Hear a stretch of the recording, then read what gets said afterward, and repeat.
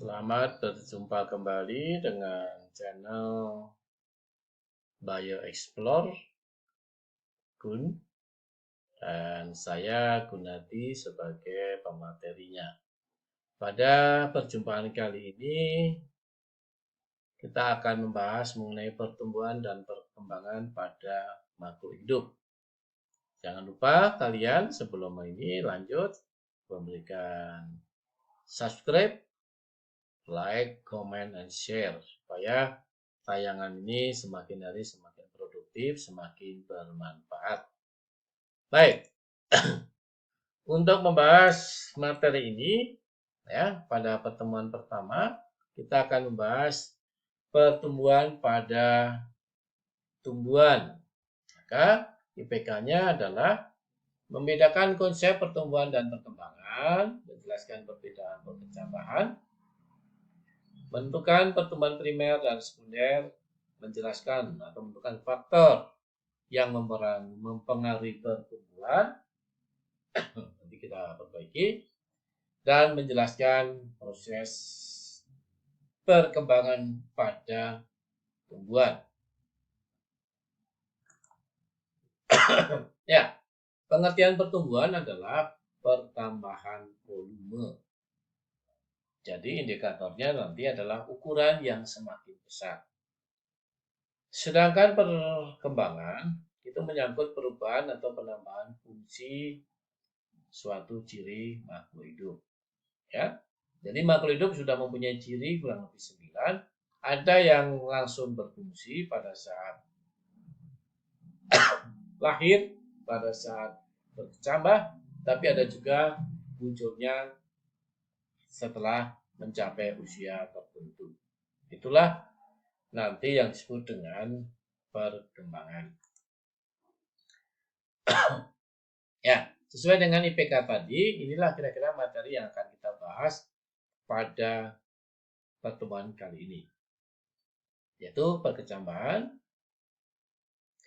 pertumbuhan primer, sekunder, faktor-faktor yang mempengaruhi pertumbuhan, dan perkembangan pada tumbuhan. Kita lihat yang pertama mengenai perkecambahan.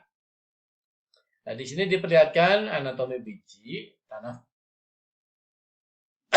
tanaman dikotil, di mana di situ ada kulit biji, daging biji atau inti biji, dan ada embrionya atau yang kita sebut dengan di sini tali pusar.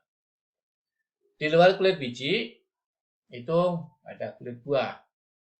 Kalau pada kacang tanah yang seperti kayu itu yang keras itu.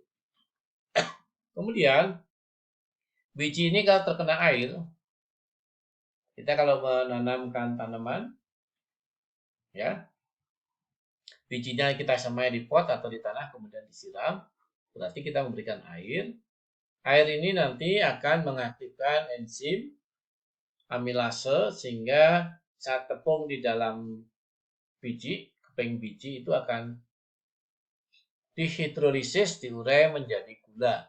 Nah, gula inilah yang akan dipakai sebagai sumber energi untuk pembelahan sel atau pertumbuhan. Nah, pada tanaman ini tentunya disebut dengan perkecambahan. Jadi selama perkecambahan, energi didapatkan dari cadangan makanan yang ada di keping biji. Berdasarkan letak keping bijinya, maka perkecambahan itu dibedakan menjadi 2. Yang pertama, yang keping bijinya terangkat ke permukaan di atas tanah dinamakan epigea. Sedangkan yang keping bijinya tertahan di dalam tanah dinamakan hipogea. Nah, kecambah sendiri di sini dibagi menjadi beberapa bagian, ya. Ada epikotil, ada hipokotil, dan ada kotiledon. Kotiledon itu adalah keping bijinya. Itu mengenai perkecambahan. Setelah berkecambah, tanaman akan mengalami pertumbuhan. Yaitu pertama pertumbuhan primer, ya, yaitu pertumbuhan yang terjadi karena aktivitas jaringan meristem primer. Jaringan meristem primer adalah jaringan yang langsung berkembang dari embrio. Letaknya di ujung akar dan ujung batang, dan ini nanti akan berdampak kepada panjang atau tinggi dari tanaman tersebut. Pada ujung akar, ya, ini bisa dibedakan menjadi daerah pembelahan atau proliferasi, daerah pemanjangan sel elongasi, dan daerah pendewasaan maturasi. Di daerah pendewasaan ini nanti akan muncul yang namanya xilem dan floem. Ya. Ini daerah akar. Pada daerah batang pun sebetulnya sama. Ya. Di sini disebutkan zona meristematik itu adalah di daerah pembelahan, daerah elongasi, dan daerah diferensiasi yang akan menghasilkan floem dan xilem primer.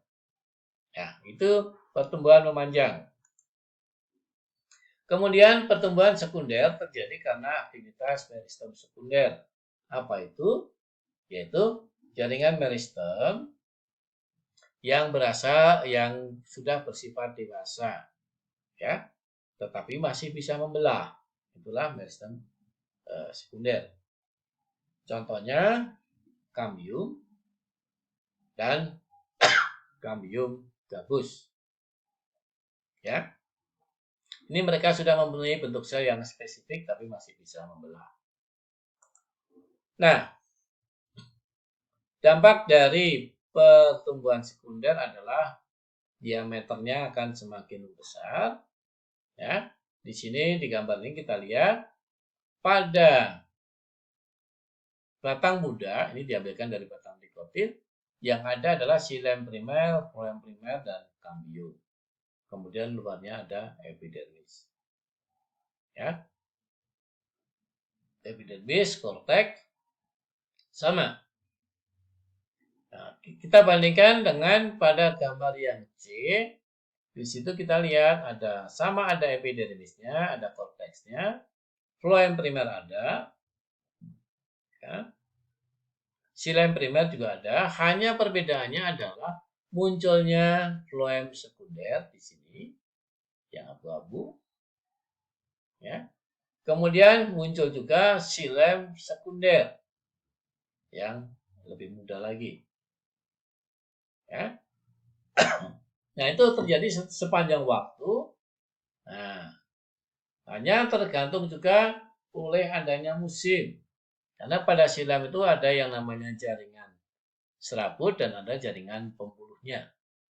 Ya, ada sel skleroid, ada sel serabutnya. Nah, perbedaan jumlah tadi akan memunculkan penampakan warna yang berbeda, seperti digambarkan pada gambar ini.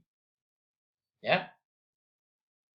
Karena di Indonesia itu ada 2 musim, ya, musim penghujan dan musim kemarau. Pada musim kemarau, tumbuhan itu banyak menyerap air, sementara jumlah airnya sedikit, sehingga diperlukan banyak pembuluh.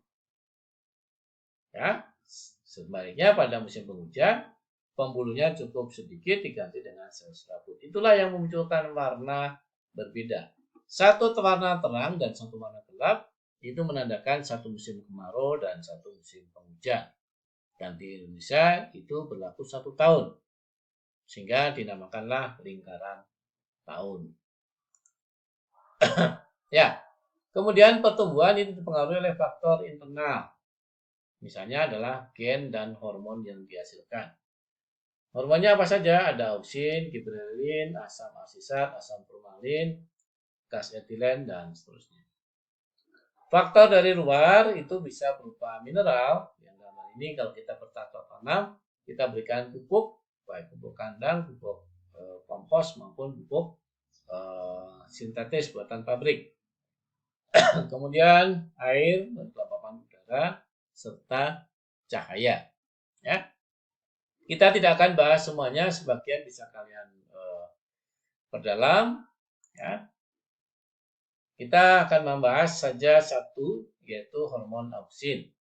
Nah, hormon auksin itu nama kimianya adalah asam indol asetat.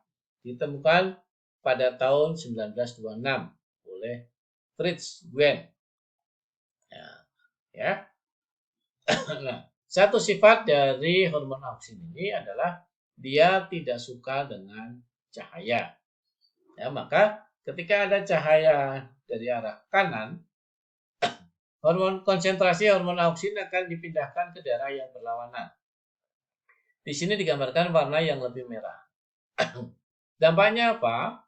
Sel-sel pada di daerah yang lebih merah itu ukurannya lebih panjang. Maka yang terjadi adalah tumbuhan akan melengkung ke arah sumber cahaya. Ini berkaitan dengan nanti gerakan tropisme. Di kelas 11 kita pernah menyinggung gerak pada tumbuhan. Ya. Faktor-faktor yang lainnya silakan kalian bisa perdalam. Bapak akan masuk kepada proses perkembangan.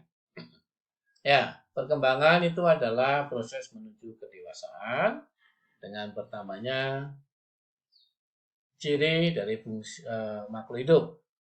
Ya, paling gampang di sini adalah kemampuan reproduksi yang tidak ditemukan pada saat bayi baru lahir kalau pada manusia atau tumbuhan selesai berkecambah. Nah, tanda adanya kedewasaan pada tumbuhan ya, itu munculnya bunga. Tentunya kita berbicara pada tumbuhan berbunga yang selanjutnya akan berkembang menjadi buah di dalamnya terdapat biji. Ya.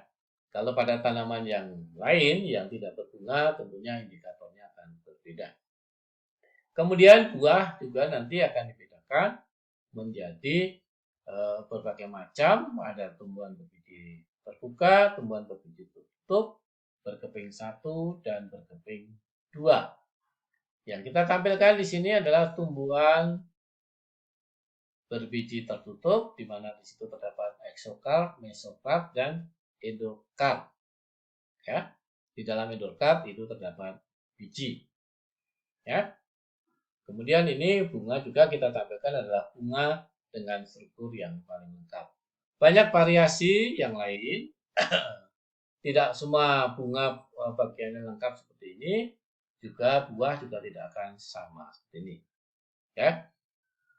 Itu demikian ini tayangan dari saya, materi tentang pertumbuhan dan perkembangan khususnya pada tumbuhan. Harapan saya bisa bermanfaat buat kalian. Ya. Tapi jangan lupa kalian untuk memberikan subscribe, like, dan share, serta memberikan komentar supaya tayangannya dari bulan ke bulan, dari waktu ke waktu semakin baik. Bagi kalian yang ingin masuk, silakan ini ada link yang bisa kalian hubungi. Terima kasih, Tuhan memberkati.